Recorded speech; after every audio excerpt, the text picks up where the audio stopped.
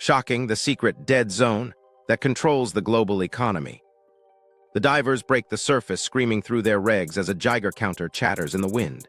On deck, someone yells, "Shut it down, kill the feed," and the radio slices to static. A crane hauls a black crate dripping brine, its markings sanded to bare metal. A warship's radar locks, drones lift, and then silence. They call this grid a dead zone, but nothing here is dead. It's a vault, and something inside just woke up. Under the Caspian, an old city sleeps, and a new alliance moves. The window is minutes. Tonight, the cover story and the cargo diverge. What's really at stake? To understand a vault, you start with the lock. The Caspian isn't a sea in the way law understands seas. In 2018, the 5 littoral states signed a convention that gave this landlocked water a special legal status. Not UNCLOS, not a typical lake. A bespoke regime where the seabed can be parceled and the surface can be managed without outside referees. That gray area isn't a footnote, it's the operating system. 3 pillars hold this story. First, the drowned hubs, most dangerously, the Khazar capital, Itil, long rumored near the Volga Delta. If warehouses and archives slipped under shifting levels 1,000 years ago, then stores and metals did too. Second, a quiet alignment among rivals, Russia and Iran trading tech and tolerance, Azerbaijan balancing, Kazakhstan hedging, Turkmenistan watching the water. Third, a resource that isn't oil or gas, lithium-rich brines and rare earth sediments that insurers hate because chemistry and pressure don't care about politics. Who needs control? All 5 for different reasons. Moscow needs a corridor that can't be interdicted at sea. Tehran needs hard currency alternatives and sanction-proof lanes. Baku needs leverage while it walks a tightrope. Astana needs options that don't end in someone else's port. Ashgabat needs relevance from a coastline it can police. Sanctions act like a vice. Squeeze here, something bulges there. That bulge is a network. The international north-south transport corridor, rails and roll-on ferries stitching Russia to the Indian Ocean through Iran and the Caspian. Astara's port ties into Rasht by rail. Bandar Abbas and Bandar Anzali wait down south. Green channels and customs carve-outs grease the skids. On paper, it's grain and steel. Off paper, it's whatever a manifest can call industrial salts. The dead zone label does quiet work. Hypoxic patches become conservation grids. Archaeology permits appear over anomaly clusters, especially where Itil might sit. Reports don't publish.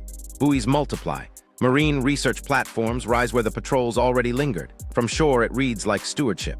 From 20 meters down, you see brine intakes, separators, ion exchange skids, gear that belongs to minerals, not fish. Here's the roadmap. We'll go back before the treaty to the rumors of cities that breathed salt. We'll follow the legal trick that made this like a laboratory. We'll watch hardware move in the dark, AIS gaps, drone towers, dual-use ports turned inside out. We'll meet the alliance that doesn't send press releases but does send convoys. Then we'll sit with the rumor that scares actuaries, a dense, unstable feedstock buried in Caspian mud. Finally, we'll track the spill that wasn't oil, the crate that shouldn't have surfaced, and the corridor that makes a currency blink. The lock is legal. The key is logistical. The hand turning it tonight belongs to people who learned that in a closed basin, control doesn't shout. It whispers, then bills you later. The drowned crossroads. To understand why men lower cranes over a dead zone, we go north, where the Volga unravels into fingers and reeds and then forgets itself in the Caspian. People here talk about cities that breathed salt. They don't mean poetry. They mean walls that went under and roofs that rose again when the water pulled back, only to drown for good when the levels surged. Somewhere in that shifting edge, the Khazar capital, Itil, traded grain for silk, wax for silver, and news for power. For years, Itil was a rumor with a postal code, near the delta north side where the channel's not. Then satellite passes started catching right angles in the mud, grids that didn't grow like reeds grow. Survey boats threw cheap sonar and got teeth back, steps, stalls, maybe streets. None of it was clean. The Caspian's moods smear everything. But fishermen began hauling up things that didn't belong to modern boats. Bronze fittings, a beadwork clasp, a length of blackened wood with pegs where a hinge should be. Meanwhile, something else was happening where the channels widened. Patrol boats began to idle in patterns, not along shipping lanes, but in lazy circles around a rectangle you couldn't see unless you drew their tracks for a month. They weren't guarding fish. They were marking a box. And when divers went off-grid to hunt sturgeon, they started hearing the hum, low, mechanical, not current, not storm. The kind of hum that hangs under steel. The stakes are simple and strange. If a trade hub sank, it didn't take only stories. It took stores. Warehouses don't empty themselves during a flood. And archives, the written kind and the traded kind, don't float. If a market that linked step to caliphate put its ledgers and its silver in rooms near the water, then some of that sits under silt right now. Alongside it, the heavy stuff, ingots, ores, unromantic inventory, waits where gravity left it. To make that more than folklore, teams started mapping anomalies. Public science came last. First came students with improvised side-scan rigs hired by a local museum and paid in promises. Their maps met a wall. Next came a state university grant, their papers thinned into preliminary notes. The most detailed charts never saw a journal. They went into folders stamped with environmental logos and archaeology seals, and after that nobody answered email. But the water told on them. Buoys that were supposed to mark hypoxic plots drifted into neat lines above the best echoes. Ferries began to detour for wildlife. A month later, a floating platform appeared, braced like a lab but fed like a mine. Low boats arrived at night and left light. On shore, the road to the spit got new gravel and a guard with a script about bird surveys. Here's a micro story. A captain out of Astrakhan was eating herring on black bread when his deckhand put a corroded brass piece in his palm. It was a hinge, heavy for its size, and it carried a pattern you see in museum glass. He turned it over, frowned, and said, "We don't talk about this." 2 weeks later, his boat had a new radio and a different route. What nobody knew at the time was how the ground itself had betrayed the old ports. The Caspian rises and falls in long breaths. In the 10th century, it rose hard. Earthquakes didn't help. Masonry can survive raiders. It can't argue with water that climbs a hand's width every season. The Khazars adapted until they couldn't. Markets that had been steps from the quay became walls under fish. Some merchants fled. Some stayed and dug. Then the river shifted, the silt came, and Itil exhaled into mud. Fast forward to the cheap satellites and the good ones. Thermal bands catch faint hot spots where there shouldn't be any, pockets that warm and cool a shade off the lake.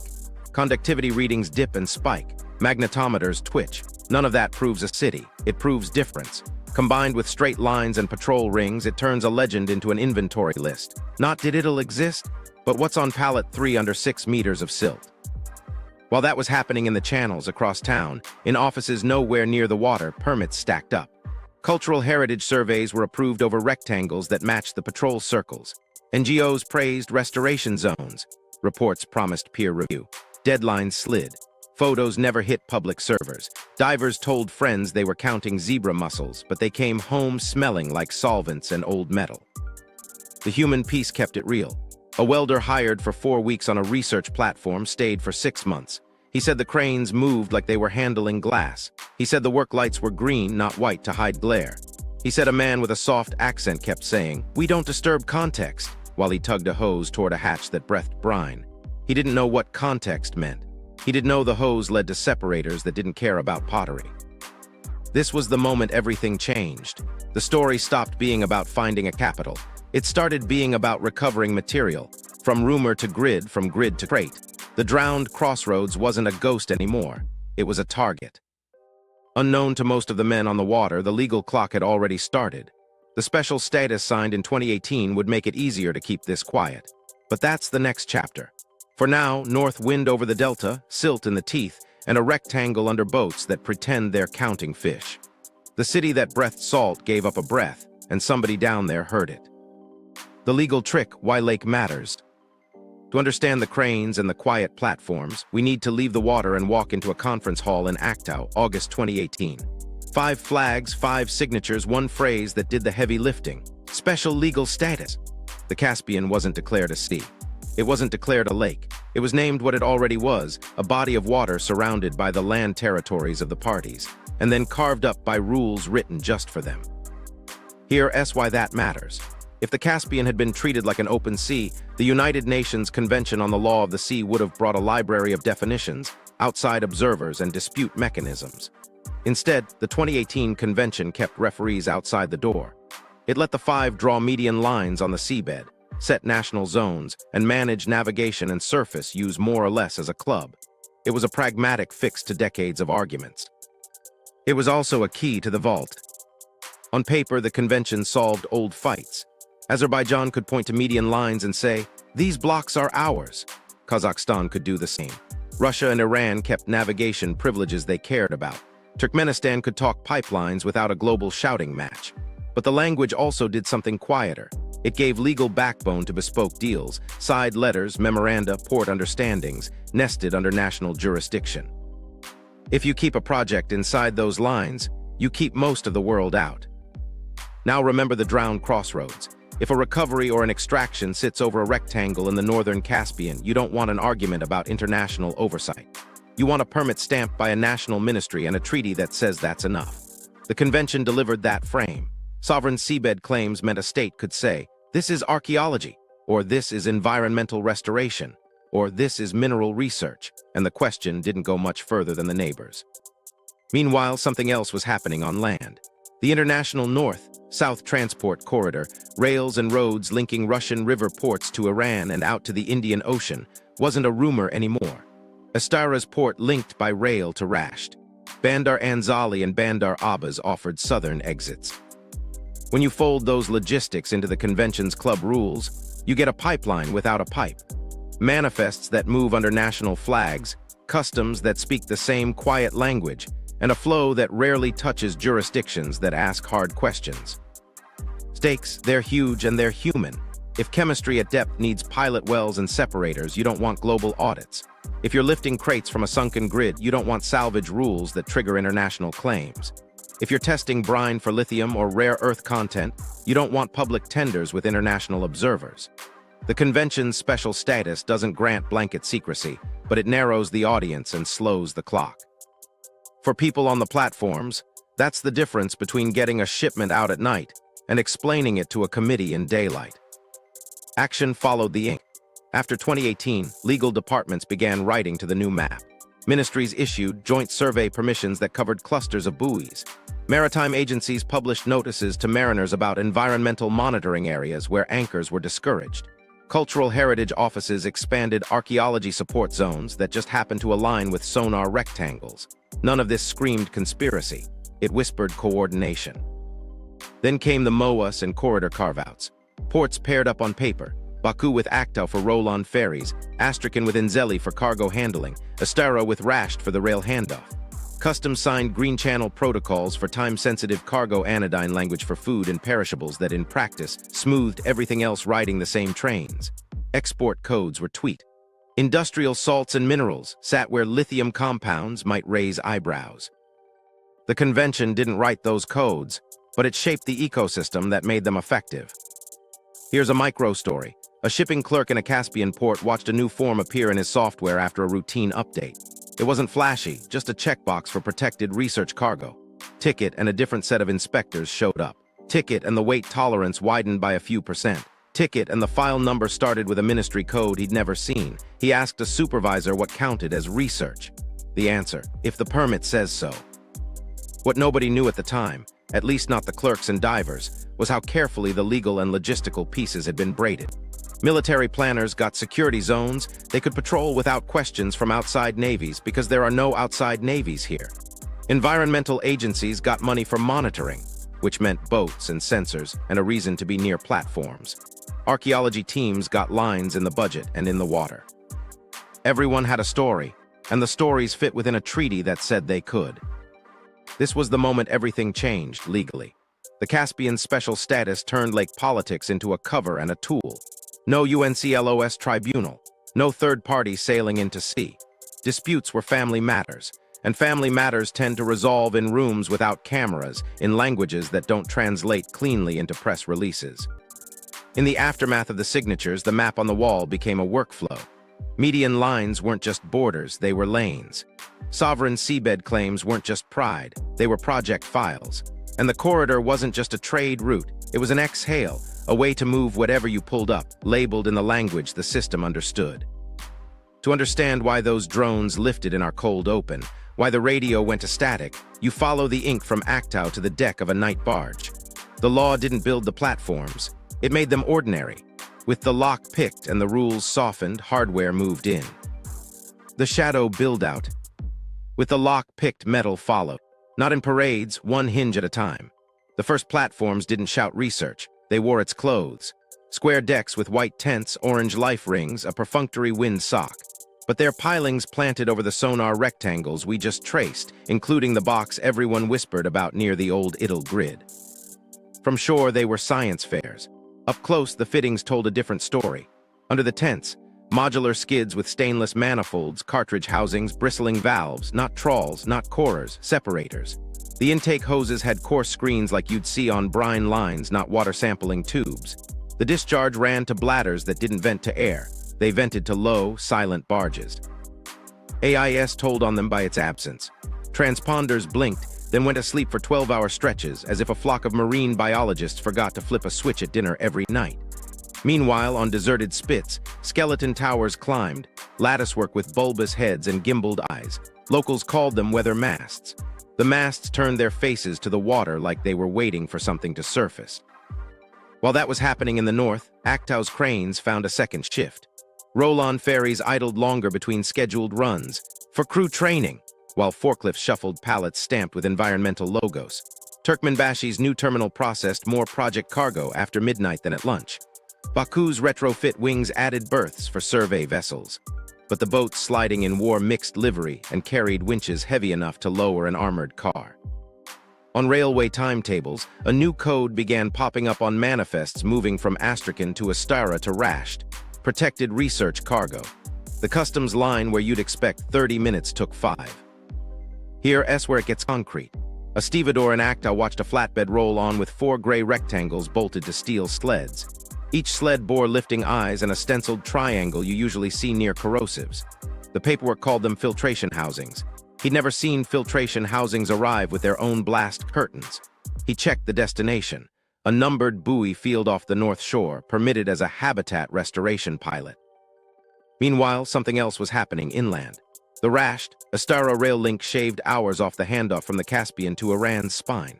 Green Channel agreements meant once a crate cleared in one port under a research code, its cousin's downline asked fewer questions. Bandar Anzali's yard sprouted shade structures over a strip of asphalt where trucks never idled more than 10 minutes. Drivers said the loads sweated in the heat. They said the tarps were new and the clamps were stainless and tight. The stakes in steel measure time. Research can wander, supply chains don't. When you pour concrete footings under a platform and string power from a diesel pack that drinks through the night, a clock starts. The fittings arriving in these ports weren't for a month on the water, they were for quarters. Someone had scoped flow rates, turnover, and maintenance windows. The line items: ion exchange resins, membrane sheets, peristaltic pumps, heat exchangers with exotic alloys. Suggested brine handling at volumes you don't bother staging unless you expect to keep staging them. Action drew its own maps. Night convoys left warehouses with their lights dipped, hugging coastal roads to unmarked gates. Customs exemptions lifted scales on certain lanes to prevent queuing near neighborhoods. A drone of small diesels pulsed over the reeds until sunrise, then cut with the gulls. On the water, work skiffs ran cables to the platform legs and zip-tied them high and tight, power up, data down. One morning, a soft-sided hangar appeared on a barge moored 200 meters off the main deck. The hangar ate a rib and gave back a stubby submersible with floodlights and manipulator arms. Unknown to the men tightening bolts, the shopping lists were visible if you knew where to look. Procurement bulletins, translated into bland, called for industrial ion exchange modules, pilot-scale electrodialysis stacks, and portable evaporators. Each line item paired with a grant number from an environmental or cultural office. The deliver-to coordinates matched buoy grids sewn over the rectangles we can't stop seeing. What nobody knew at the time, at least not the welder and the stevedore, was how tight the INSTC spine had become as a feeder. A crate would lift from the platform under a moon too bright for comfort, ride a skiff to a low barge, ghost to a dual-use quay in Baku or Aktau, and catch a night ferry. From there it moved on rails under a research code, skipped the long queues through a green channel, and found itself at Rasht by dawn. By noon, the same crate was in a bonded shed in Bandar Anzali. The paperwork said salts. The handlers wore gloves like they were moving bees. Here's a micro story. A driver out of Astara heard a pipe hum in his trailer when he braked hard. He asked the yard boss what would sting like that. Air, the boss said. Then why does it smell like pennies? The driver asked. The boss handed him a sealed envelope and said, next time don't brake hard. Impact rippled outward. Insurers visited and left with fewer notes than they'd planned to take. The platforms learned to cut their lights to a gummy green that didn't carry to shore. Patrols adjusted their circles to push curious boats into reeds, and the ports settled into a rhythm you only get when a supply line stops being a project and becomes a habit. This was the moment everything changed on the water. The build-out wasn't a rumor, it was an ecosystem. Not a drill, not a semester, not a summer. A chain. A lake turned lab, a lab turned mine, a mine turned schedule. Which raises the question the cranes can't answer. Alliance. Who's actually calling the play? While the platforms learned to breathe at night, phones buzzed in rooms with no windows. Sanctions had already welded strange partners together, but the Caspian tightened the weld. Russia needed engines, bearings, software that didn't come with a knock at the door. Iran needed rails, grain, and ways to turn minerals into invoices that didn't trigger a freeze. Azerbaijan needed options it could deny and benefit from. Kazakhstan needed throughput it could call neutral. Turkmenistan watched, counted, and rented silence by the meter. Here's the shape of it. Moscow and Tehran traded tech for tolerance. Drones for turbines, turbines for rail steel for fuel, and all of it wrapped in corridor paperwork that said nothing to people not meant to read it. The INSTC became more than a map. It became etiquette. If cargo moved under a research code stamped in one capital, another capital treated it like a guest. The price of entry. Stay inside the lake's rules, don't invite outside referees, and call the unusual industrial salts, until everyone at the table stopped flinching at the term. Meanwhile, something else was happening on the water. Naval exercises ran like watch rotations. Russian and Iranian patrols drilled interoperability they pretended not to need, shared channels, hand signals, refueling choreography that said, we're neighbors, but tonight we're a unit. Azerbaijan kept its cutters close to infrastructure and learned when to disappear. Kazakhstan's boats loitered where ferries crossed and quietly nudged hobby fishermen away from numbered buoys. Turkmenistan hugged its shore and made a habit of arriving 10 minutes after anything important ended. Casual viewers saw flags in formation. The men on deck saw lanes being handed off. In one drill, a Russian boat broke formation, cut a lazy arc that would have tripped an outsider's alarm, then slid back like nothing happened. The gap it left was just wide enough for a work skiff to ghost across a cordon. No cameras, no whistles. Practice for a night when a crate needed a shadow. On land, port pairings hardened. Astara linked to Rasht, Rasht linked to Bandar Abbas. Astrakhan shook hands with Enzeli. Paperwork mirrored muscle memory. If a pallet left a northern berth with a file number starting in one ministry, its cousin's downline already knew which bay to open and which forklift not to schedule. Customs chiefs met at side tables during Caspian summits and traded listless toasts to joint monitoring while sliding envelopes that fine-tuned green channels to the minute. Here's a micro story. A mid-level transport official in Baku got an invitation to a heritage oversight coordination in Akhtau. The program was birds and buoys. The dinner was something else. At dessert, a Russian planner leaned in and said, "Your inspectors have a good eye. Let's help them look at the right things." An Iranian port director nodded, slid over a draft of a liaison protocol and tapped a clause, discreet verification. Everyone smiled because nobody defined discreet.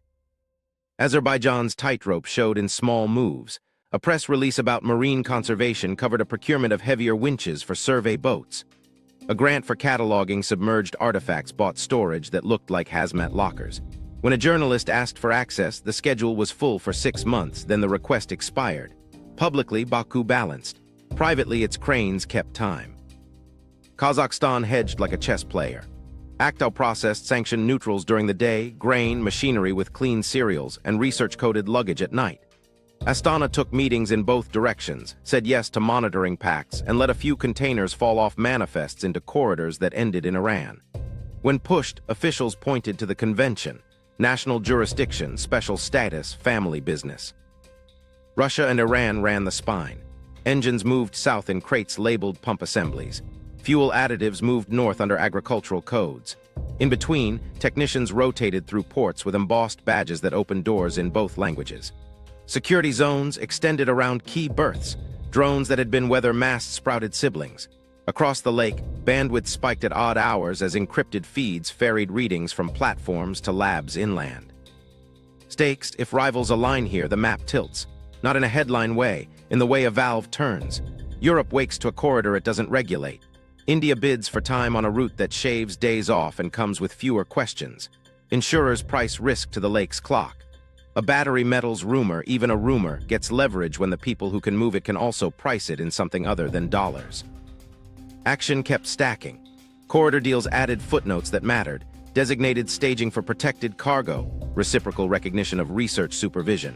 synchronized patrol calendars that left windows you couldn't see on a public chart.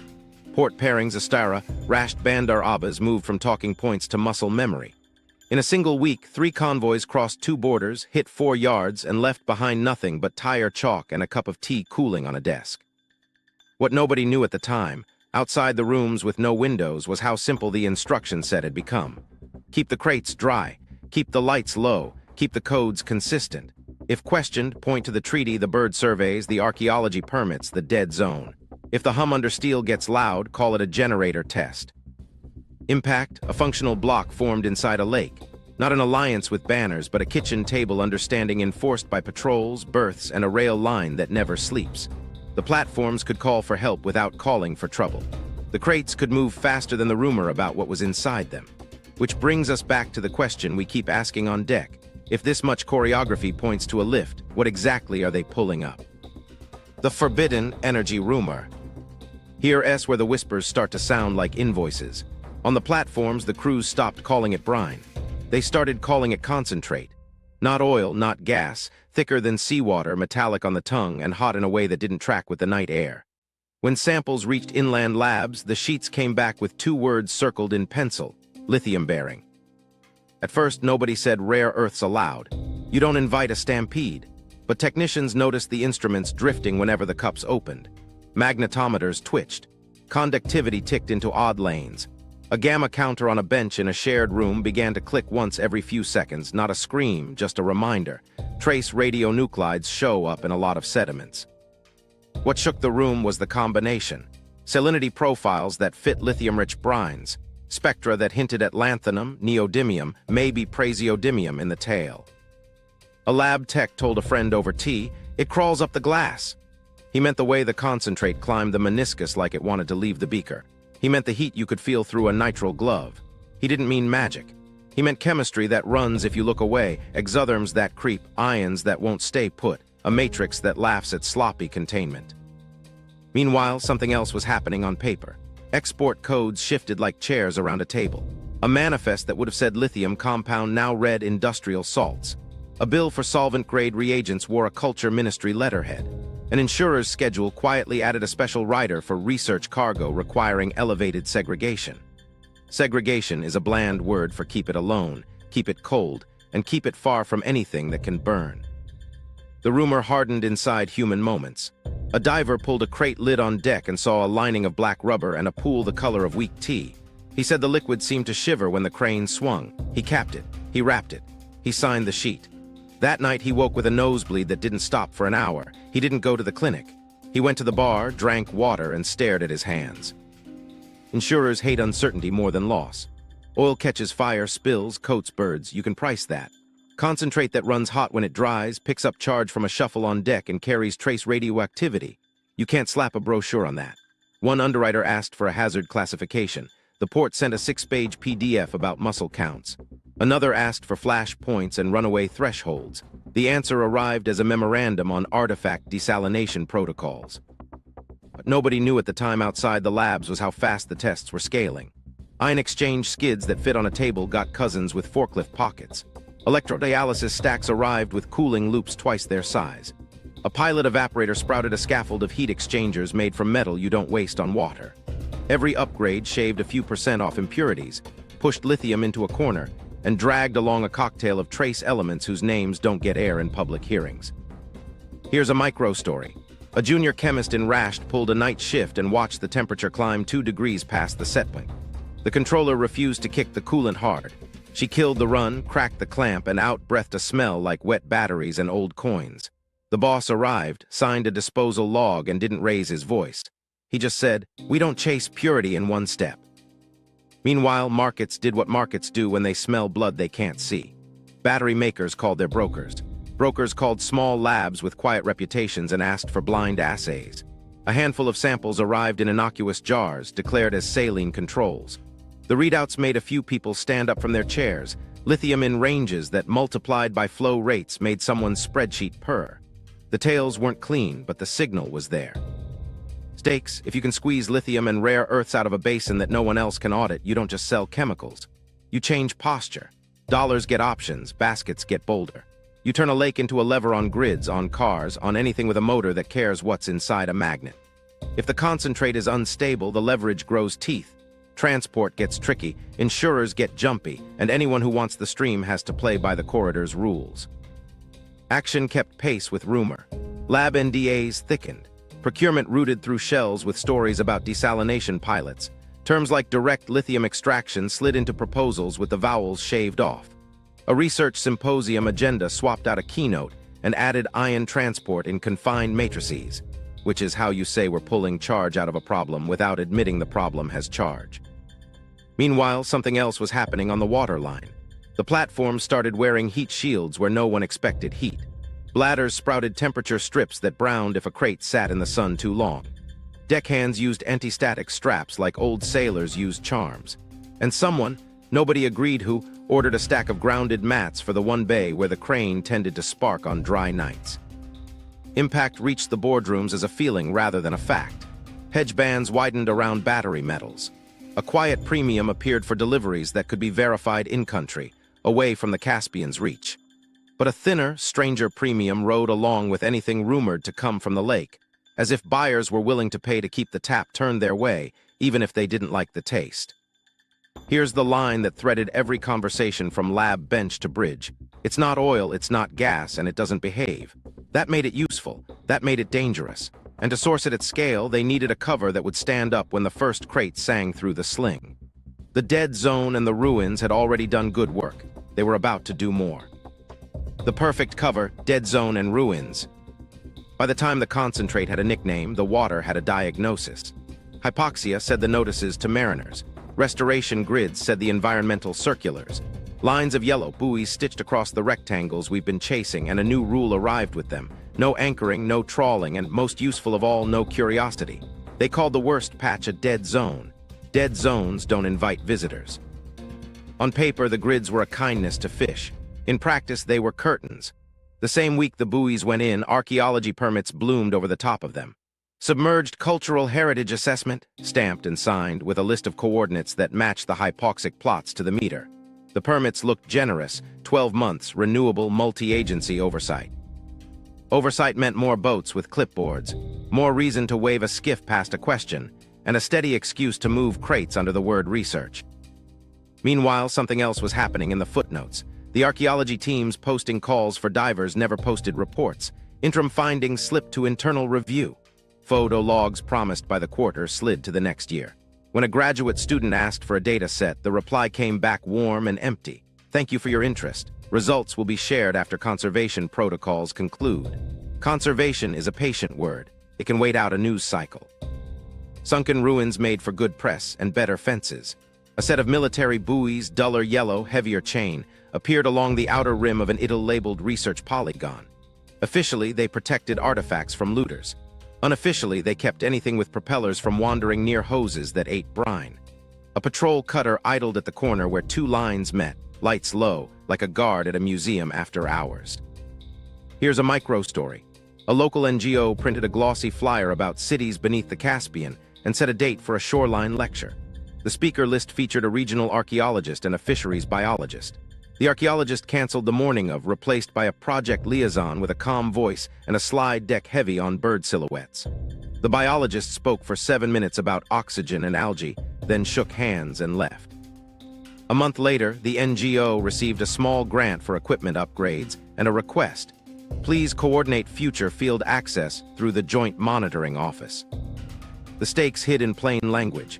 Habitat restoration justified geofencing entire anomaly clusters. No nets, no cameras, just stewardship. Archaeology handled what restoration couldn't, draping context protection over anything that needed time and quiet. Between them, they built a canopy nobody wanted to poke. Under that canopy, the platforms installed pilot wells dressed as sediment samplers. The hoses that rose from the dark war labels with long Latin names and short serial numbers. The separators polished their stainless like they were in a lab. Survey tenders told their own story. Cultural agencies advertised for acoustic mapping to support artifact preservation, specifying frequencies and passes that just happened to align with the cleanest reads for subfloor fluids. Environmental bureaus asked for benthic probes with porewater ports the size of thumbs. Nobody lied. They steered. Meanwhile, NGOs that once filed stern letters about dredging grew quiet. One director admitted over coffee that the monitoring access was too precious to risk. "If we push, we lose the boat time," she said. "If we lose the boat time, we lose everything." Access is a currency. They spent it on proximity and got used to the taste. Permits stacked like planks. Renewals tied to cultural heritage milestones, sailed through in meetings that ended before lunch. A clause here, a footnote there. Research cargo exempt from random search, artifact containers prioritized for temperature control, field teams authorized to carry, stabilization agents whose safety sheets read like chemistry sets for grown-ups. One customs officer joked that the archaeologists had the best solvents in the province. He stamped the form and didn't look in the crate. Stakes sharpened when the cover started protecting more than time. Conservation language shielded corridors the crews needed to move concentrate and waste without a parade. Do not disturb zones function like private roads. The archaeology story gave them a reason to keep photographers out and to turn a camera away from a hose when a curator in a hard hat asked for privacy. The dead zone label did the rest. Nobody argues with a map that says breathe somewhere else. Action multiplied across the lake. A series of heritage stabilization drills brought cranes to the grids for practice lifts, harnessing a slab here, a column there, always under a blue tarp. The lifts taught the platforms how to keep a crate steady in a chop and how to signal a patrol without a radio call.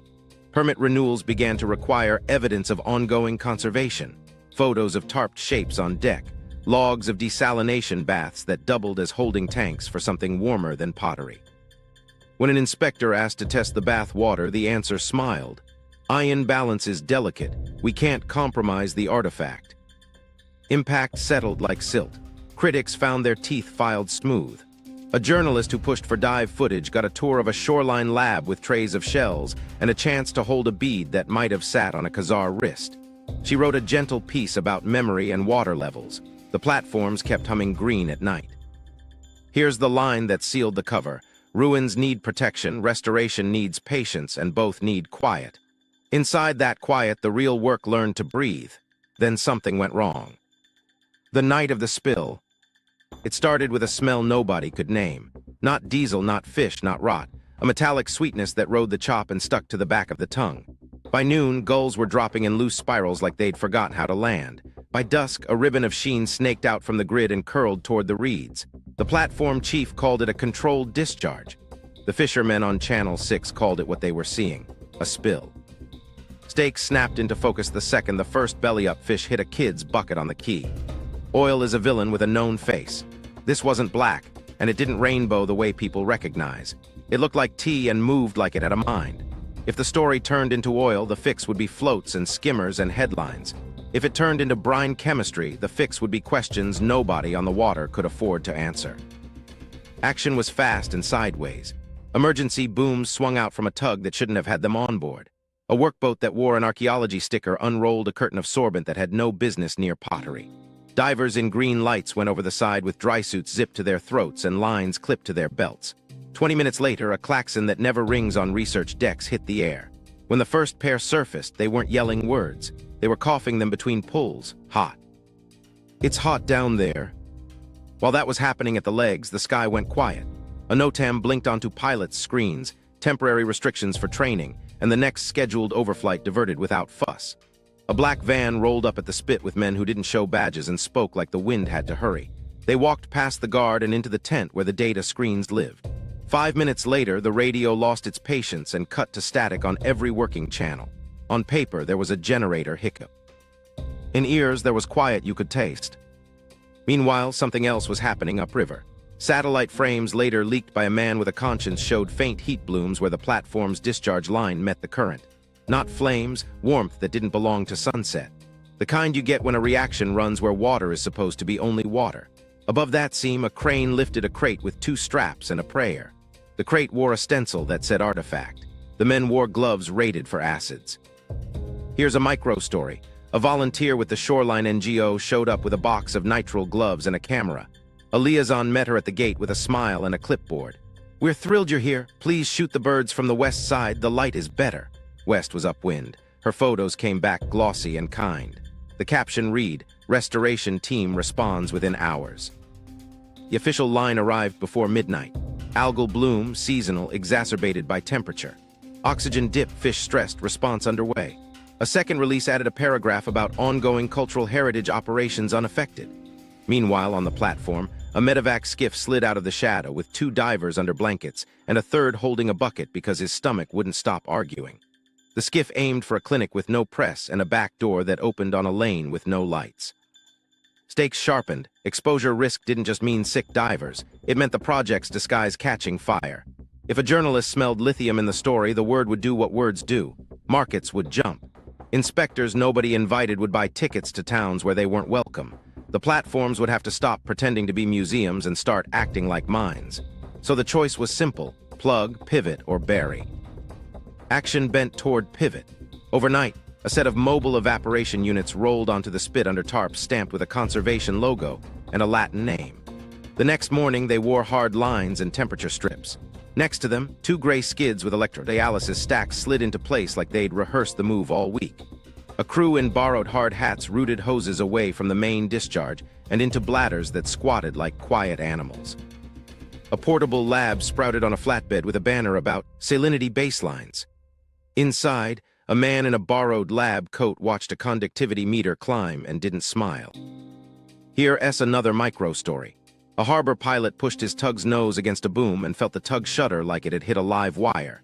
He tapped the deck with his boot and got a shock through rubber that had never lied to him. He cut power, drifted, swore, and told his deckhand to keep both hands on painted steel.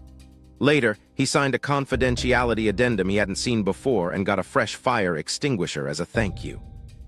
Impact arrived with the tide. The sheen thinned, but dead fish kept finding quiet corners. The wind shifted and the smell faded enough for the key to fill again. Officially, the bloom was over. Unofficially, operations moved deeper and darker. The platform team rerouted intakes below the depth the divers had touched. The archaeology deck became a night crew only. The brightest lights turned green and lower. The next permit renewal added a clause about enhanced subsurface restoration equipment trials. The floating curtain stayed. The patrol cutter's circle got a little wider. What nobody was supposed to know at the time: the crates changed labels that week. Artifact became non-hazardous salts. The route shifted 12 kilometers south to a numbered field no one had photographed yet, and the word spill faded like a bruise under winter clothes. The corridor race, while the hum under steel deeper meant quieter, but it also meant faster. After the spill night, the rhythm changed from careful to clockwork. The International North-South Transport Corridor wasn't a sketch anymore, it was muscle. Rails met hulls like nerves meeting bone. Astrakhan's yards stacked research-coded pallets that didn't sweat in daylight. At dusk, they rolled toward Astara, where the line kissed the border and slipped into Iran's spine. Rash took the handoff. South from there, 2 throats opened. Bandar Anzali on the Caspian's lip, and Bandar Abbas where the Indian Ocean starts telling different stories. Here's where the corridor showed its teeth without raising its voice. Roll-on, roll-off ferries got quiet midlife upgrades, faster ramps, wider throat, ballast tweaks that shaved minutes no one would notice unless they were counting heartbeats. Customs chief swapped signatures that created green channels for time-sensitive cargo. Officially, that meant fruit, pharma, perishables. Unofficially, it meant anything wearing the right research code could slide through on the same belt. The forms didn't change much. The stamps did. Meanwhile, something else was happening in the timetables. Trains that used to pause at Astara for an hour now hissed for 10 minutes, then rolled. Yard managers said staffing improved. Drivers said inspectors started asking the same 3 questions and never a 4th. The crates from the grids, rebranded as non-hazardous salts, rode in the center cars, bracketed by boxes of grain and reels of cable, like a secret between 2 innocents. Azerbaijan walked its wire with the calm of a man who tied it himself. Publicly, Baku cut ribbons on conservation grants and talked heritage. Privately, its port clocks learned a new sync. One evening, a research-coded flatbed missed a slot by 6 minutes and the whole key breathed through its teeth. A pilot tug developed a fault and bought the convoy a second chance. The next week, the same flatbed never missed again. Balance isn't poise, it's practice. Kazakhstan kept throughput as a whisper. Aktau's cranes didn't look different, but their night roster did. A second shift took shape with no press release, just extra coffee at 2 in the morning and a foreman who started carrying a stopwatch. Loads bound for the south wore bland tarps and sat under poles that hummed with cameras you couldn't see unless you stared into the dark long enough to feel stupid. Stakes sharpened with every clean departure. Throughput isn't trivia, it's leverage. If the corridor can move a crate from a lake nobody audits to a coast everybody needs, Europe feels it in delivery estimates, and India can price days like currency. Each minute shaved at Astara is a cent off a buyer's anxiety. Each green channel stamp is a bet placed on discretion staying intact. Action left fingerprints anyway. A broker in Mumbai received a late-night call. A minerals shipment available fob Bandar Abbas documented as salts, delivery window surgical. He asked for spec sheets. An email arrived with a watermark from a cultural ministry and a spreadsheet with conductivity logs dressed as ambient salinity baselines. He booked a slot. He told himself salts bleach into everything. Nobody remembers the sack after the bread is baked. While that was happening in offices, the corridor itself kept training. On the Rasht, Astara stretch an exercise labeled as emergency response drilled research cargo diversion. A siding cleared, a crane trundled, and a container hopped tracks faster than a rumor. No press, no applause, just muscle memory building in the dark. At Bandar Anzali, a new canopy shade appeared over a spur that touched no public gate. The concrete still smelled young. The guard had a story about maintenance. Here's a micro story.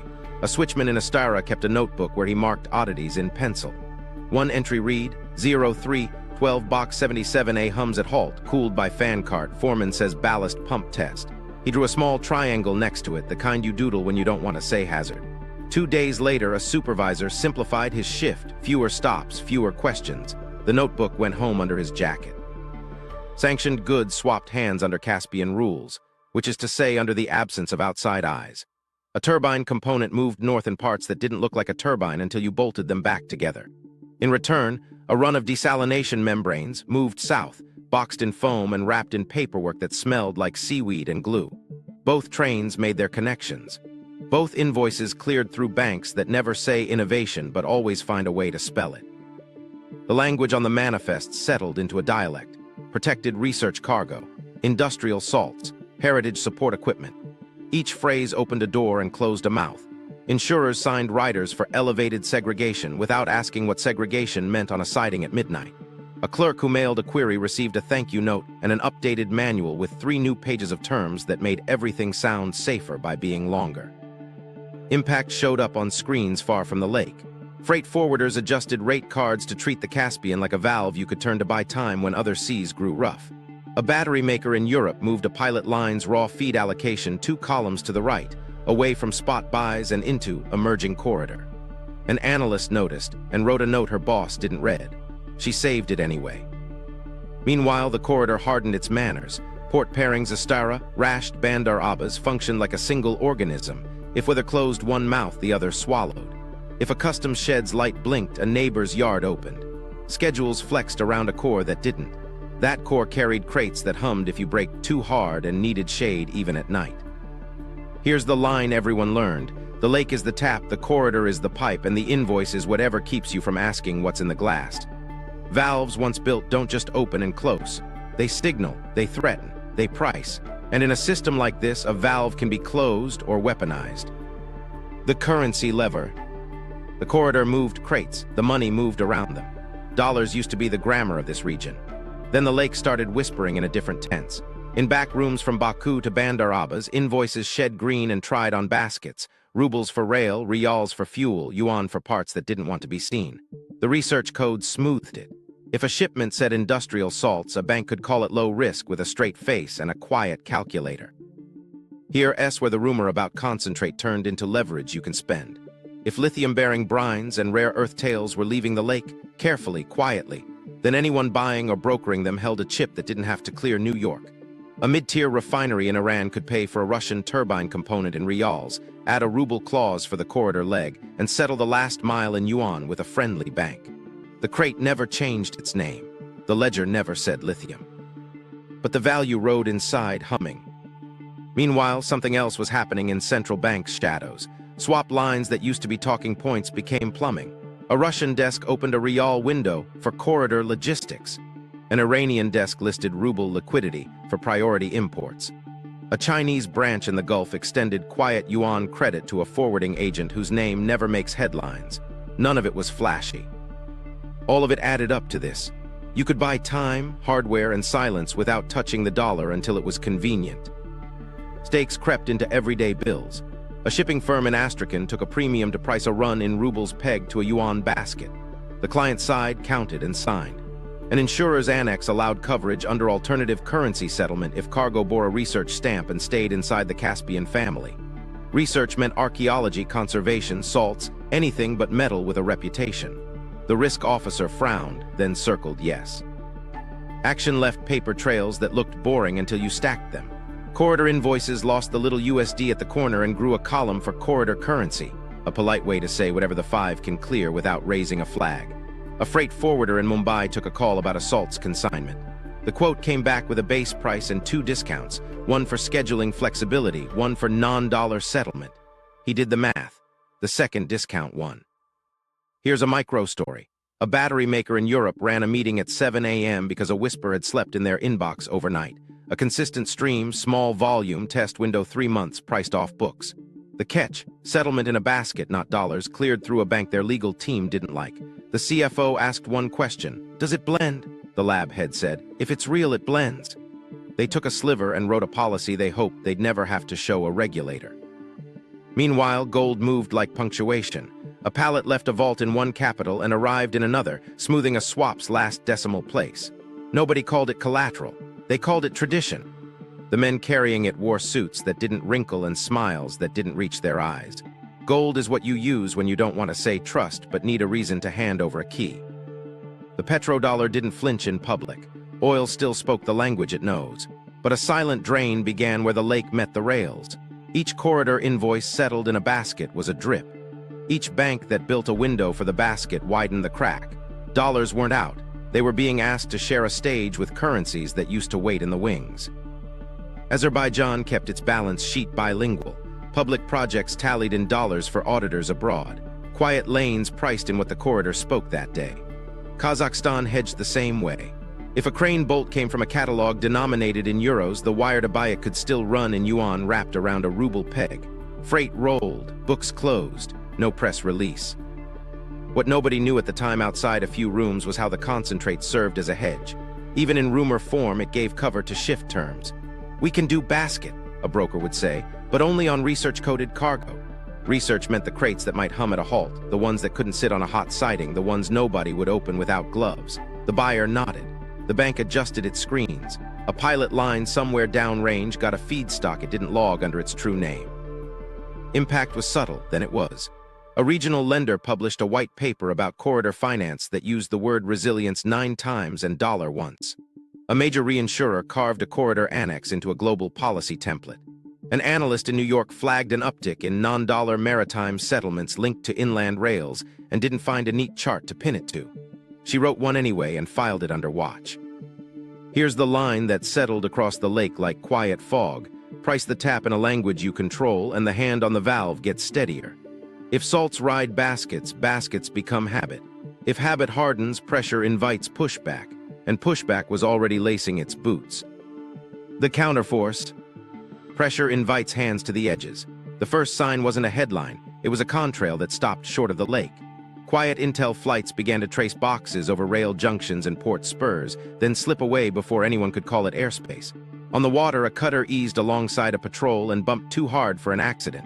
Both captains logged it as swell. Both crews went home with new dents and old stories. Meanwhile, something else was happening on paper. Environmental groups that had been quiet found their lawyers. Filings landed in courts arguing that the 2018 convention's special legal status didn't bless silence on pollution. They didn't name platforms, they named permits. Cultural heritage zones overlaid on hypoxia grids were listed line by line, with questions that read like accusations. Why no reports? Why these coordinates? Why solvents in archaeology sheds? Corporate muscle flinched, then flexed. A European contractor announced an exit from Caspian research activities, citing reputational risk. 2 months later, a shell company with a bland name won a tender for acoustic mapping to support artifact conservation and hired the same crew on new contracts. Different logo on the van, same men on the deck. The invoices routed through a bank that specialized in discretion. Stakes rose with each nudge. If pushback pierced the cover, the lake's family business could become a global spectacle. If a sabotage whisper turned into a spark, a closed basin could host an open fight with nowhere to hide. And if legal challenges opened a window into the permits, The words industrial salts would have to outrun the pictures. Action arrived as deniable friction.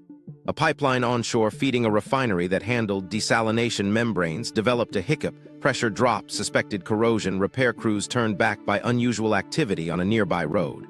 A week later, a patrol skiff clipped a net that shouldn't have been there. The net tore like fabric and hissed like a battery. The skipper logged debris. His deckhand wrote a different word in a notebook: trap.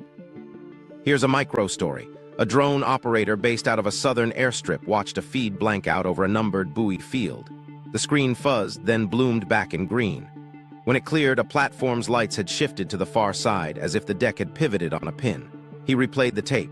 The timestamp never skipped. He wrote up a glitch report and brought it to a superior who said, "We're filing this under weather." Customs officers learned to pull different threads. A crate labeled non-hazardous salts hit a secondary check where the scanner didn't care about labels. The image showed bladders nested in foam and a lattice of metal that looked more like shielding than bracing. The officer raised a hand. A supervisor arrived with a sheet that added a code: protected research cargo. The crate rolled. The officer started keeping his own list of codes that felt heavier than they read. Legal challenges marched in tailored shoes. A filing argued that conservation permits had become de facto exclusion zones for industrial activity, violating environmental access norms. Another demanded the release of water quality data collected under public grants. Responses cited the convention, national jurisdiction, sensitivity of heritage locations, and ongoing investigations into algal dynamics. Judges requested clarifications. Clarifications requested time. Meanwhile, sea-level pushback met steel-level answers. Patrol boats began carrying bolt cutters and floating saws for debris management. They trained alongside research crews under a shared banner: joint monitoring.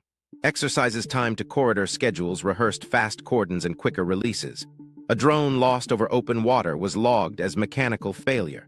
A rumor said it tasted jamming before it fell. The rumor had no paperwork.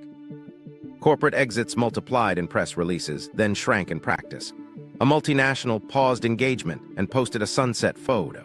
Its regional subsidiary, owned by a cousin of a former board member, took delivery of membrane sheets and heat exchangers the same week.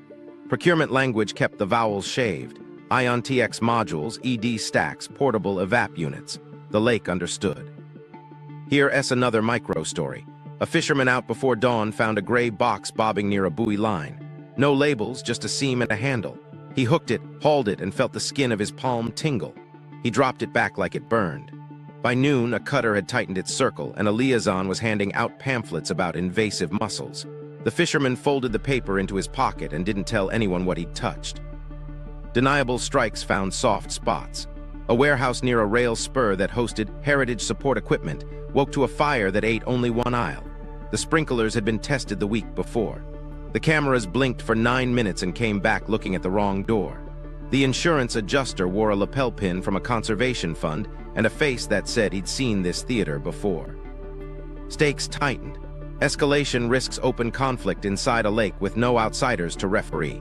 Everyone knows everyone's patrol routes. Everyone knows where the cranes park at night. One hard collision at speed, and the treaty language becomes an argument between pilots instead of ministers.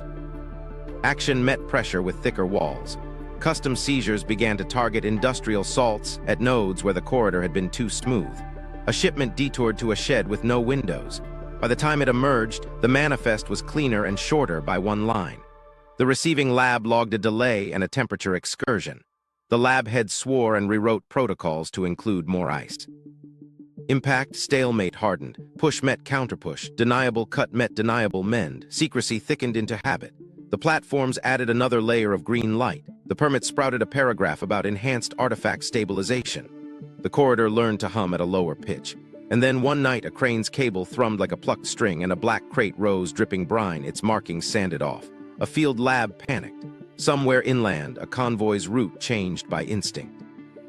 Then a radio cut to static and a voice said, "Shut it down." The crate and the cut. Night made every sound larger. The crane's cable sang, the deck groaned, and the crate came up like it hated leaving the dark. Black sides, corners rounded from salt, stencils scrubbed until the paint turned to smears. 2 straps bit in. A third hung loose like someone had decided not to trust it at the last second. The platform chief put his hand on the air as if he could steady weight with a gesture and said the line everyone had been taught to say, "Artifact recovery." Then the field lab tech's meter chirped in a voice nobody had heard on this deck. Not a siren, just a quick, annoyed tick the way a smoke alarm nags when a battery is dying. He reset it. It chirped again faster. He didn't announce radiation. He announced elevated, which traveled better. The chief nodded without eye contact and told the winch to keep breathing, not to lurch, not to swing. Here's where the choreography got human. A rigger reached to guide the crate and pulled back like he'd brushed a cat with its fur standing up. "Static," he said, but he didn't rub his hand, he shook it. The second strap creaked and the crate rotated a degree. A deckhand swore softly in a language that keeps vowels for prayer. The crane operator feathered the controls like he was landing an egg on a moving plate. What nobody said aloud was simple. If this crate carried proof, a sample that could make a lab chief in a capital stand up from a chair, then the clock outside the lake would start. Markets don't wait for minutes to be sure. They hear a whisper and lay bets. Proof resets prices. Denial keeps clocks running. Action snapped to a script they'd hoped not to use. The crate touched skids in a tent that had always been for show and now became a room. A man with a badge that didn't match any ministry on deck cut the air with 2 fingers. The lid clamps came off like they were tired of the job. Under the lid, black rubber lining, a tray molded to hold a bladder and liquid the color of tea where no tea should be. It wasn't much, but it breathed like a thing warming a room. The field tech slid a wand into the space and pulled it back slow. The meter clicked the way hail taps a tin roof. Not a storm, enough to change posture. He sealed the wand. He sealed his mouth. The chief nodded once, twice. "Seal Route 4, he said. Route 4 wasn't on any whiteboard. It lived in pockets and in the space behind eyes. Meanwhile, something else was happening beyond the rails. At the quay, a forklift that had no business being fueled at midnight idled quiet. A convoy map on a tablet glowed like a monastery window. Astrakhan to Astara, Astara to Rasht, Rasht to Bandar Anzali. The same corridor, a new cadence. A call clipped through. Priority diversion, protected research cargo, research code appended. No new code. The old one got heavier. On deck, the crate exhaled a thread you wouldn't notice if you were telling a story about potsherds. The lab man put a finger above the seam and felt heat he couldn't explain with daylight words. He wrote a number down. He didn't write the word that went with it. The chief ordered a second liner. The second liner came smelling like a factory floor in a city the men on deck had never visited. Here's a micro story. A cook stepped out to smoke behind the generator sheds and saw a shape on the barge that wasn't there at lunch. A gray tongue of ramp kissing a low boat's gut. 2 men in soft helmets slid the crate a meter with a whisper and checked each bolt like they were reading Braille. The cook put out his cigarette. He didn't tell anyone he'd seen the crate blink. He told himself that was the wind. Impact rippled downlines. Port lockdown wasn't shouted, it was practiced. A security cordon tightened around a berth that had been quiet since the spill. A clipboard grew a new page. Inspectors who'd learned everyone's names found themselves on break. A small office's lights went out, then on again, and a printer ate 4 sheets in silence. The route changed by instinct. The ferry that was late left on time. The ferry that was on time found a mechanical. The crate met the late one without ever running. Unknown to anyone without clearance, a message moved across 3 desks. Relabel, artifact to non-hazardous salts. The term read like a yawn and landed like a hammer. The manifest shed adjectives. The weight shaved a whisper. The destination on paper stepped south along a spur that maps don't color brightly. The customs form sprouted a checkbox, protected research cargo. Tick, and a different set of hands opened the gate. Quiet funerals followed where loud medals would have ruined the story. A diver who'd coughed on spill night didn't make a shift. His mother got a visit and a promise. He'd worked for Heritage. A stevedore who'd braced a strap and taken a spark to the wrist stopped coming to the bar. The bartender set a glass, then moved it, and no one said the name. Protocols thickened until they felt like woolen heat. Gloves double-layered, grounds on every hoist. Anti-static mats where wood had been good enough for a century. Radios hushed into hand signals. Lifts rehearsed at odd hours with empty crates that weighed the same because hands learn by weight more than words. A liaison revised the briefing. We don't disturb context, we stabilize. Stabilize meant move faster. Meanwhile, inside rooms with no windows, the Alliance drew the circle tighter. Fewer people saw lists. More people learned only one verb, route. If asked, point to law. If pressed, point to birds. If cornered, point to salts. The corridor answered with muscle memory, green channels aligned, sidings cleared, pilots coached to brake softer. The crate didn't hum when the train slid. Here's the line that closed the night. Proof wanted daylight. Daylight wasn't invited. The crate slid from tent to barge to berth to rail to shed with fewer names on its paper than fingers on the straps. Somewhere inland, a lab cracked a clamp and swore softly at a meter it trusted. On the lake, the platform went black to the horizon. The radio cut again. "Shut it down," whistle and echo, and the hum under steel. The first leak didn't sound like a leak. It sounded like a favor. A dockworker passed a folded page to a cousin who knew a reporter who didn't put things in print unless they hummed. 3 lines, handwritten, new code on the manifest. Crate felt warm through canvas. Supervisor called it salts and told us not to sit on it. No names, no dates, just wait. Meanwhile, something else was happening in notebooks that weren't meant to travel. A diver's log, pages wrinkled by wet fingers, listed a routine inspection at a numbered buoy and ended with a sketch of a rectangle and a sentence. Surface, nosebleed, gear intact, water felt live. He didn't mean electricity, he meant a tingle like a coin on the tongue. The page tore itself out and found a lawyer's desk. Insurer memos carry a different kind of gravity. One draft, never meant to leave a server, asked why archaeology support required anti-static mats and whether elevated segregation implied chemical instability. A bullet point added late, recommend writer for research cargo classified as industrial salts minerals, moved under joint monitoring protocols. The sentence looked harmless until you read it twice. Here's a micro story.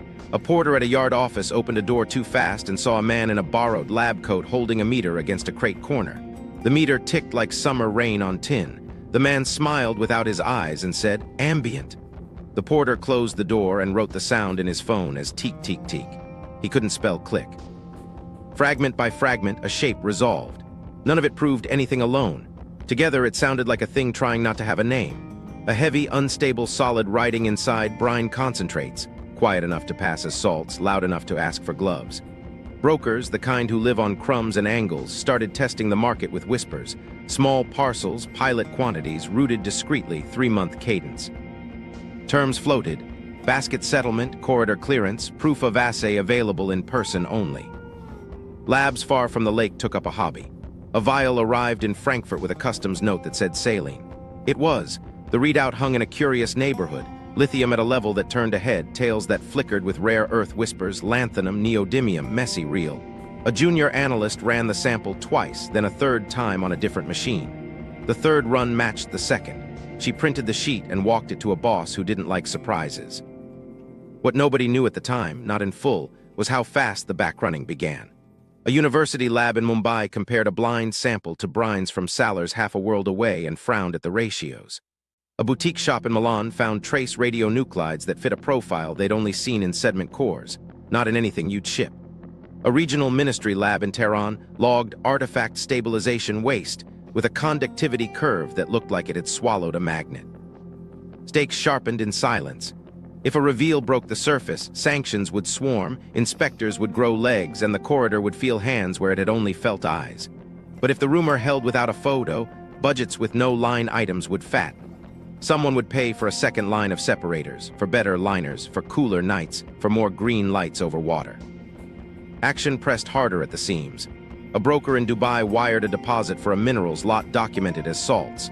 Pickup, Bandar Abba's time window-tight invoice in a basket. He flew to meet the jar. The courier set it on a table, unscrewed the cap with a glove, and let a smell like coins and rain lift into the air.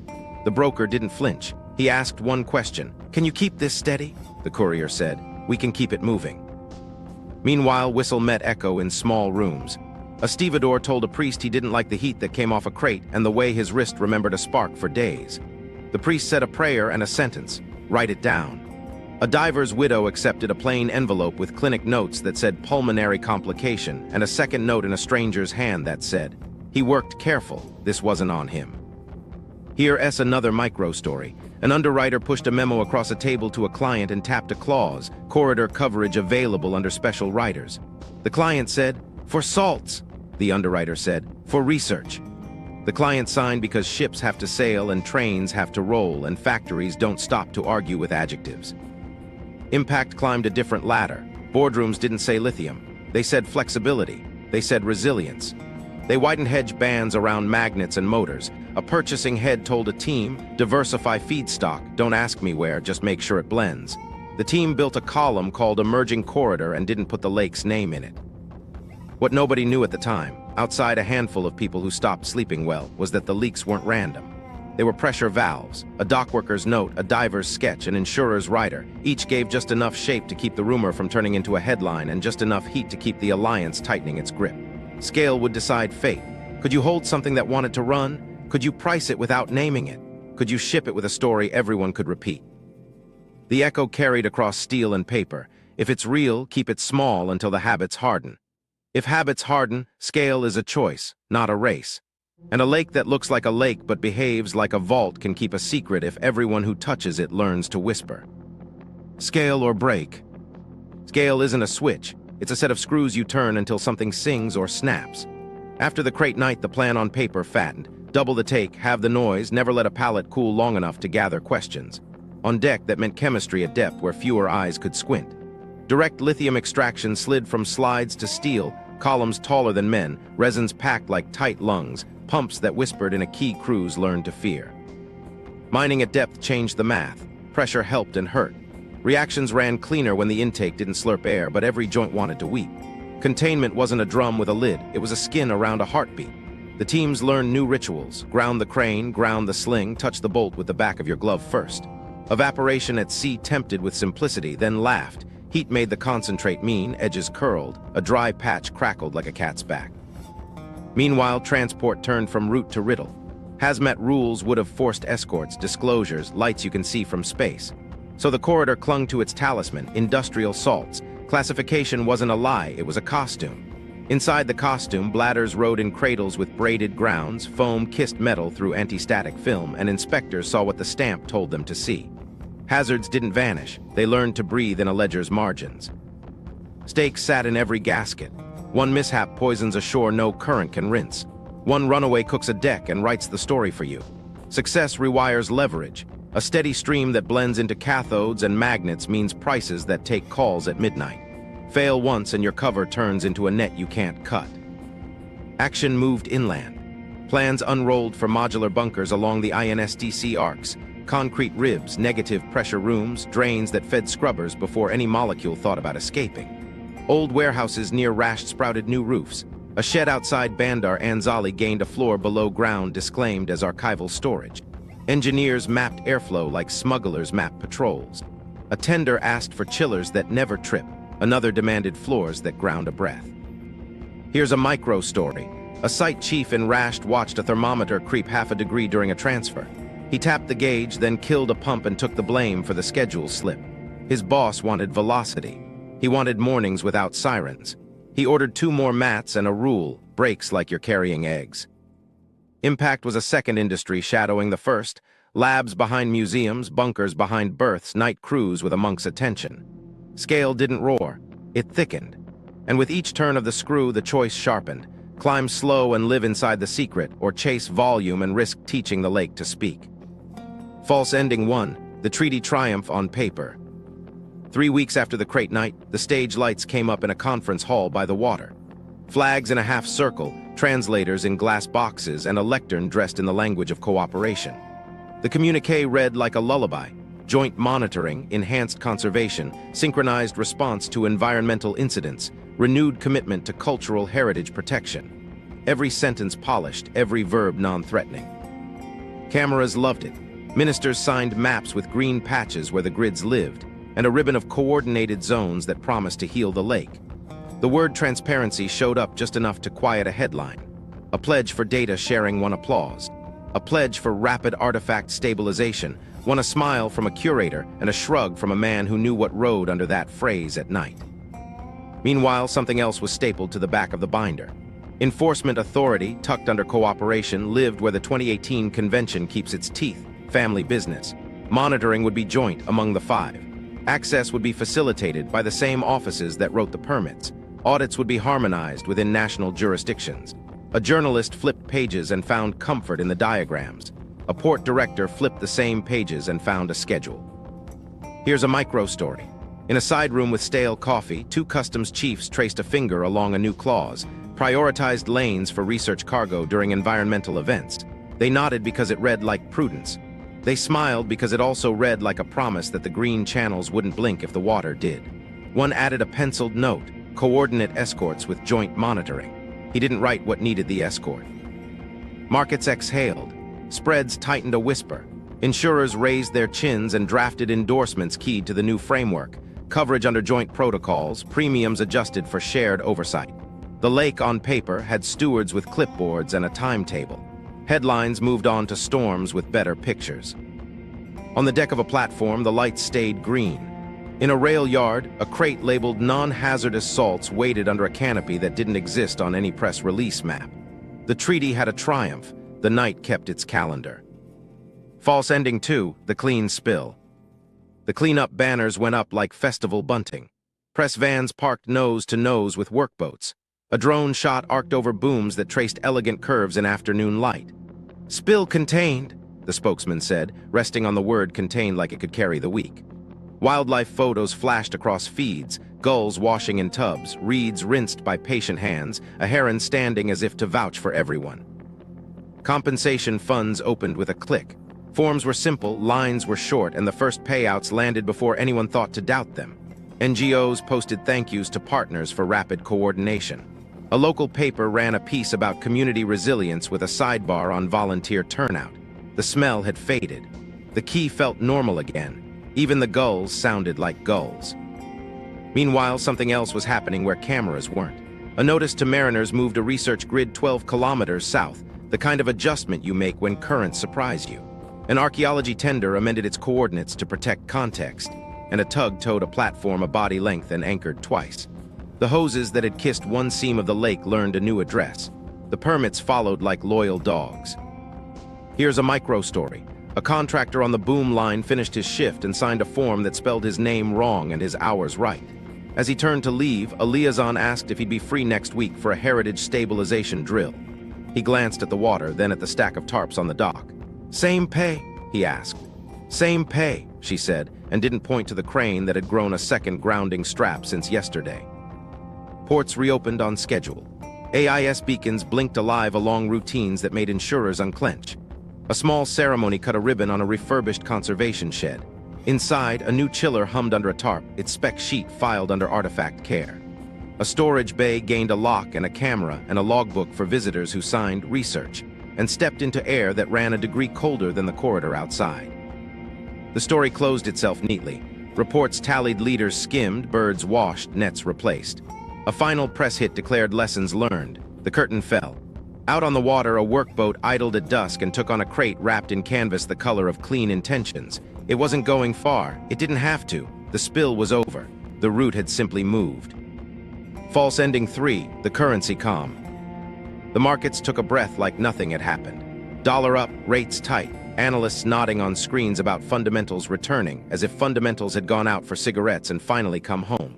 Corridor invoices even flirted with green again, USD typed neat in the corner like a school uniform after a messy week.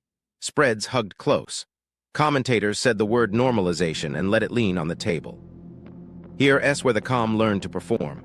Letters went out to partners, temporary reversion to dollar settlement to streamline cross-border reconciliations. Banks smiled, compliance departments unclenched. A few minerals consignments, still salts on paper, cleared in old grammar for 2 billing cycles. A freight forwarder in Mumbai put the little USD back on a template and told a client, "See, back to standard." The client slept better for 3 nights. Meanwhile, something else was penciled into the ledger in smaller type. Basket windows stayed open after hours. A rail invoice listed a base in dollars and a discrete note, corridor currency available on request. A refinery bill split like a cell, carrier in Rubles, port fees in Rials, parts in Yuan, stitched together by a bank that loved footnotes. None of it made a headline. All of it made habit comfortable. Here's a micro story. A purchasing manager at a battery plant saw a pilot feed contract draft in USD and sent it back with one line. Option B, basket via corridor. Legal groan, then found last month's annex. "We can do it," they said, "but keep it under pilot." Pilot meant don't tell procurement you just built a second wallet.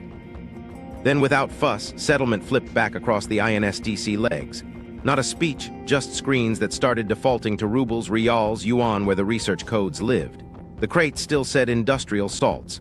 The riders still said protected research cargo. The lake kept whispering in the tense it preferred. The calm, it turned out, was an alibi, Blackout drill that was. The notice called it an exercise.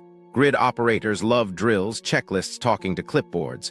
This one started on a Tuesday when the wind had no opinion. A region-wide test of resilience, the bulletin said. Lights would blink, systems would island, everyone would practice being calm. For 20 minutes, maybe 30. At minute 6, a port substation coughed and didn't clear its throat. The key slipped a shade darker, then a shade more. Cranes froze mid-swing above pallets with labels no one wanted to explain in daylight. Inside a shed where heritage stabilization shared space with the kind of chillers that don't want surprises, the compressors kicked to backup. They hesitated. A tech thumped a panel the way you thump a chest. It hummed, then stumbled. Meanwhile, something else was happening up the rail. A junction near Astara failed to island clean. The screen said isolate, but the switches heard indecision and chose both. Signals blinked a language no engineer teaches.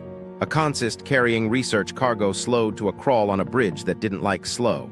The driver coasted, eyes on a gauge he trusted more than any instruction. He felt the hum under his boots go thin. Backup generators earn their keep in movies. In yards, they trip like divas. 2 snapped to life, a 3rd choked, a 4th spun and stayed idle because a small fuse somewhere had retired without notice. Comms degraded with the predictability of a roof leak. You knew where the drips would start, not when the ceiling would give. Radios went from crisp to soup. Sirens tried to announce themselves and came out a beat late like a choir after a wrong page turn. Here's a micro story. A clerk in a port office clicked send on a routine clearance and watched the cursor spin. He glanced at the analog clock on the wall, a gift from a delegation, forever 5 minutes fast, and decided to walk the paper instead. In the stairwell, the emergency lights buzzed a private note. On the landing, he passed a liaison whose face said rehearsal and whose hands said hurry. Stakes sharpened in the dim. If this was a test, it revealed more than muscle memory. It drew a map of who could breathe without the grid. The joint monitoring office stayed lit. The conservation shed flickered, then steadied. A private fiber line no one advertises stayed conversational while public trunks stuttered. A berth that handles protected research cargo had lanterns lined up by the hour. A neighboring berth that handles everything else lit candles on phones. Action dragged time. Minutes stretched into an hour, then 2. Market terminals in cities far away twitched as shipping nodes sent half messages. Delay codes without causes, route holds without weather. An analyst tried to draw a straight line between a port hiccup and a rate tick and gave up, writing volatile instead. On the water, a patrol boat's radar spun happy in a blackout that was supposed to be polite. On shore, a warehouse with a new floor below ground ran on an inverter that didn't blink. What nobody knew at the time, except the people who needed to, was how carefully the darkness fell. Nodes tied to the corridor's spine rode smoother than neighbors. A siding cleared for research cargo held its nerve. A crane that had learned to touch crates like eggs never lost its ground. A substation tied to a clinic that had a back door for medevacs kept a heartbeat. Meanwhile, the sirens lagged a second too long, and that second told a story. If you can stagger a region with a memo and a switch, you can price silence. You can demonstrate leverage without moving a ship. You can measure which valves answer to whose hand. And if you can do all that on a Tuesday, you can do it on a day someone else picks. Impact settled as screens brightened, one by one. Lights came back not with a cheer, but with a sigh. Reports called it a successful exercise with learnings identified. Power ministers thanked each other for cooperation. Ports apologized for inconvenience. The corridor filed a footnote, research cargo unaffected under joint protocols. In offices that like to sit in shadow, men underlined a sentence in pencil, proof of leverage over INSTC nodes and ports, validated. Aftershocks forced choices in rooms without microphones. Do you challenge a family drill when the family writes the rules? Do you ask a lake to show its hand when your ships float on it? Or do you note the taste of the quiet, add a premium to your next quote, and pray the next exercise isn't a message meant for you? Resolution, the quiet deal. When the lights came back and the press called it a drill, the Lakes 5 went to work on something without a name. No summit, no ribbon, just phones that didn't route through switchboards and pens that only wrote in pencil. The offer was simple if you said it fast. Keep the corridor steady, cap the take, and no one asks why the research sheds need chillers that sigh in the dark. Off-books quotas don't live on paper, they live in habits. A platform crew chief started counting to a new ceiling no one briefed him on. A port scheduler learned that a certain throughput felt like a cliff's edge, and his hands stopped one crate short each week. Inland, a lab logged fewer pilot stabilization byproducts, then ran longer nights to make the totals come out the same downstream. The number didn't wander, it sat. That's how you recognize a deal. Meanwhile, insurers, who hate mysteries but love premiums, patch the hole with special riders. Corridor coverage available for protected research cargo under joint monitoring protocols, subject to elevated segregation. It read like a lullaby for adults who have seen fires. Rates padded just enough to make you think twice and sign anyway. A risk officer slid the endorsement across a table and didn't say what his stomach was doing. Here's a micro story. A port director in Bandar Anzali took a call at noon and wrote 3 words on a pad: no night holds. He didn't mean for tourists. He meant for the line that hummed if you braked wrong. The next evening, a ferry with a tired engine got bumped for maintenance before it could be late.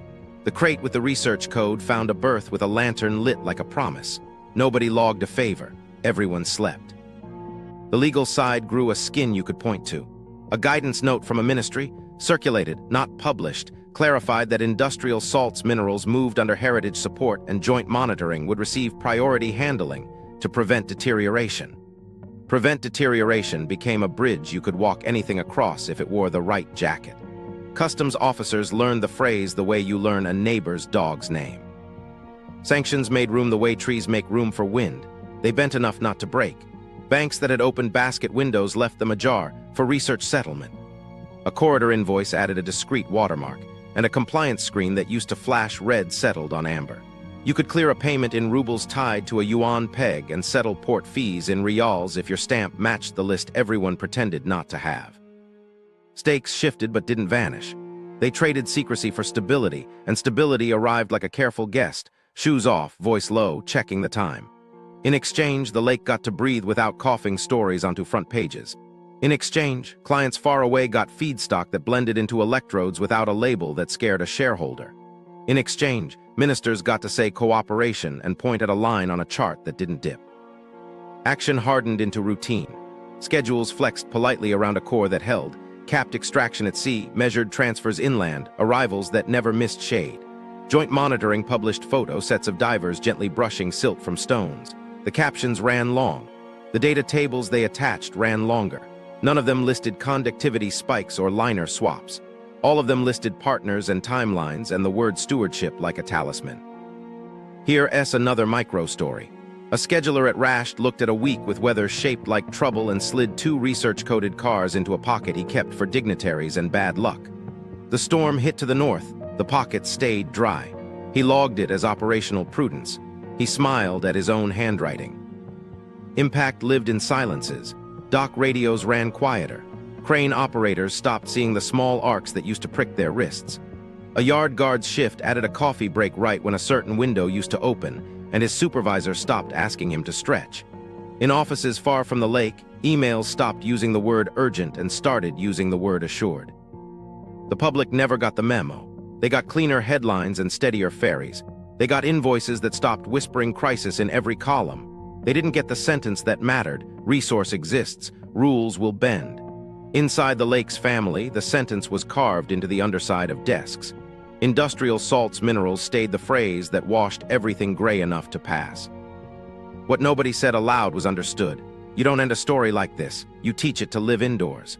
The corridor kept its green channels. The quotas kept the hum at a pitch only trained ears hear. Enforcement wore the same faces as permits. And the lake, which everyone calls a sea until the law disagrees, learned to hold its breath whenever anyone looked too closely, and then exhale the minute the cameras turned away. Meaning, what it really changes. Control shifts when roots learn to whisper. Open seas invite witnesses, flag states, insurers, courts that have opinions. Closed basins write their own grammar. The Caspian's special legal status didn't just end an argument, it created a room without windows where the 5 can rearrange furniture and call it housekeeping. When law becomes a tool, not a fence, enforcement turns into family business, and family doesn't air laundry. Meanwhile, conservation and heritage, words that should mean pause and protect, become cover that moves. Dead zones stretch over coordinates that matter, and archaeology becomes an access badge for sheds that hum a degree colder. You don't need to invent villains to see the trick. The permits say brush silt from stones. The invoices say industrial salts. The corridor says step aside. And the crate that shouldn't warm a tent rides past under a stamp that reads like a lullaby. Energy stories bend under new weights. For a century, oil and gas set the metronome for price and power. If a closed basin can feed battery metals, or something that blends like them, without naming the feedstock, the scarcity narrative doesn't disappear. it learns new choke points. Cathodes and magnets start listening to a lake's tide tables.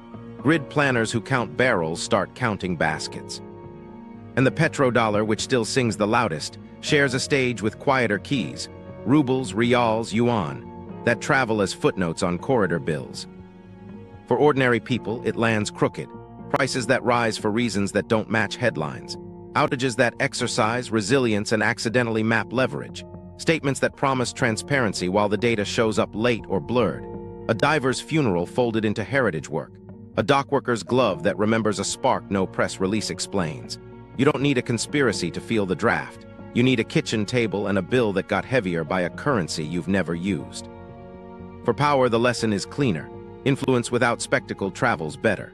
The INSTC, rails, ports, and green channels becomes a hand on a valve that sits inland, away from straits that draw warships.